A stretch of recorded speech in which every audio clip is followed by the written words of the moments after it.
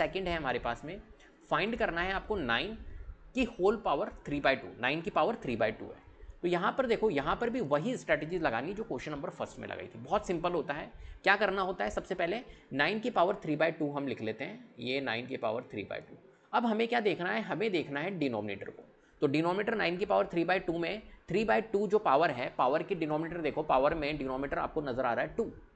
तो 2, तो 9 को 2 की पावर के फॉर्म में कैसे लिखेंगे, मतलब 9 को एक तरह से पावर 2 बन जाए, 9 पावर 2 बन जाए, तो 9 को कैसे लिख सकते हैं हम जिससे कि पावर 2 बन जाए। तो 9 को लिखने का तरीका होता है, आपको पता है 9 जो होता है वो 3 × 3 होता है, और 3 × 3 बोले तो 3 की पावर 2। तो 9 को पावर 2 के फॉर्म में कैसे लिख सकते हैं, 3 की पावर 2 के फॉर्म में लिख सकते हैं, राइट। तो 3 की पावर 2 के फॉर्म में लिख दिया, पावर 2 हो गई यहाँ पर, कि होल पावर 3/2। क्लियर है बात। चलो अब यहाँ पर क्या होगा, लॉज ऑफ एक्सपोनेंट लगेगी सर। कौन सी लॉज ऑफ एक्सपोनेंट, कि 3 की पावर 2 × 3/2 हो जाएगा। क्यों, क्योंकि लॉज ऑफ एक्सपोनेंट मेरे को पता है कि a की पावर m की होल पावर n जो होता है वो a की पावर mn हो जाता है, राइट। कुल मिला के इनकी पावर जो होती है वो मल्टीप्लाइड हो जाती है, तो हमने यहाँ पर मल्टीप्लाई कर दिया। 2 से 2 रिड्यूस हो जाएगा, तो क्या बचेगा, 3 की पावर 3, और 3 की पावर 3 जो होता है वो क्या होता है, 3 × 3 × 3 क्या होता है हमारा, 27। तो आंसर हमारा क्या आ रहा है इस केस में, 27 आ रहा है। क्लियर है बात। चलो नेक्स्ट क्वेश्चन की ओर चलते हैं। क्वेश्चन है हमारे पास में सेकंड पार्ट इसका, 32 की होल पावर 2/5। अब यहाँ पर अगर हम देखें तो यहाँ पर डिनोमीटर में मुझे 5 नजर आ रहा है, और अगर मेरे को डिनोमीटर 5 नजर आ रहा है तो 32 को 5 के फॉर्म में, 32 को पावर 5 के फॉर्म में कैसे लिख सकता हूँ, तो 32 का होता है 2 × 2 × 2 × 2 × 2, राइट, जिसको हम बोलते हैं 2 की पावर 5, और 2 की पावर 5 होता है 32। सिंपल सी बात है। तो हम क्या लिखेंगे, 32 को हम लिख सकते हैं 2 की पावर 5, और उसकी होल पावर 2/5 लिखा हुआ है, तो 2/5, राइट। चलो तो 5 से 5 हमारा रिड्यूस हो जाएगा, तो 2 की पावर 2 रहेगा।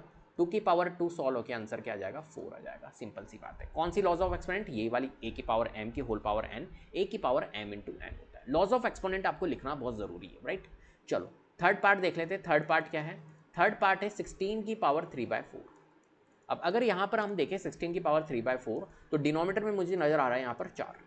अब डिनोमीटर में अगर 4 नजर आ रहा है तो 16 को पावर 4 के फॉर्म में कैसे लिख सकता हूं, तो 16 जो होता है 2 की, देखो 16 को लिखने का 4 की पावर 2 भी लिख सकता हूं मैं, 16 होता है, लेकिन यहां पर डिनोमीटर 4 है, तो पावर 4 के फॉर्म में कैसे लिख सकते हैं, पावर 4 के फॉर्म में लिख सकते हैं 2 की पावर 4। 2 की पावर 4 जो होता है 2 × 2 × 2 × 2 16 होता है, तो 2 की पावर फॉर्म 4 लिखेंगे, ना कि 4 की पावर 2 लिखेंगे, ध्यान रखना। तो 2 की पावर 4 लिख सकते हैं, और की होल पावर 3/4, तो 3/4। अब यहां पर आप देखिए 4 से 4 रिड्यूस हो रहा है हमारा, तो 2 की पावर 3 रह रहा है। 2 की पावर 3 जो है वो सॉल्व होकर हमारा कितना हो जाएगा, 2 × 2 = 4, 4 × 2 = 8, 8 यहां पर हमारा आंसर आएगा इस केस के अंदर, राइट। क्लियर है बात। चलो नेक्स्ट है 125। इसको मैं थोड़ा सा रब कर रहा हूं यहां से, और हम नेक्स्ट वाला पार्ट जो है फोर्थ पार्ट वो अपन कर लेते हैं। फोर्थ पार्ट है 125 की होल पावर -1/3।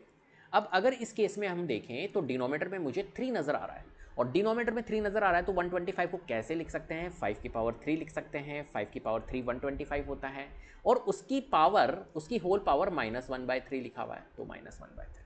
क्लियर है। अब बहुत ध्यान से समझना इस क्वेश्चन को। मुझे पता है कि पावर a की पावर m की होल पावर n जो होता है, a की पावर m की होल पावर n जो होता है वो a की पावर mn होता है, मतलब कुल मिला के पावर जो होती है वो मल्टीप्लाई हो जाती है। तो हम क्या करेंगे यहाँ पर 5 की पावर 3 इंटू -1/3 हो जाएगा। क्लियर है, पावर मल्टीप्लाइड हो जाएगी, तो 3 से 3 रिड्यूस, तो 5 की पावर -1 हमारा यहाँ पर आंसर आएगा। अब यहाँ पर समझने वाली बात यह है कि 5 की पावर -1 है। एक और लॉज ऑफ एक्सपोनेंट हम लगा सकते हैं कि किसी की भी पावर अगर -1 होती है, माइनस में होती है, a की पावर -m अगर हो, तो कुल मिला के ये नंबर जो है वो बेस जो है वो रेसिप्रोकल हो जाता है। तो a की पावर -m क्या हो जाएगा, 1/a की पावर पॉजिटिव m हो जाता है। नेगेटिव पावर को पॉजिटिव कर सकते हो सिर्फ रेसिप्रोकल करके।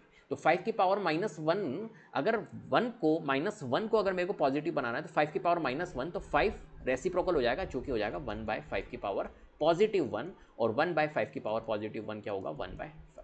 तो 1/5 इस केस के अंदर क्या आएगा, आंसर आएगा। तो लॉज ऑफ एक्सपोनेंट कौन सी लगाई है हमने, a की पावर -m = 1/a की पावर m। क्लियर है।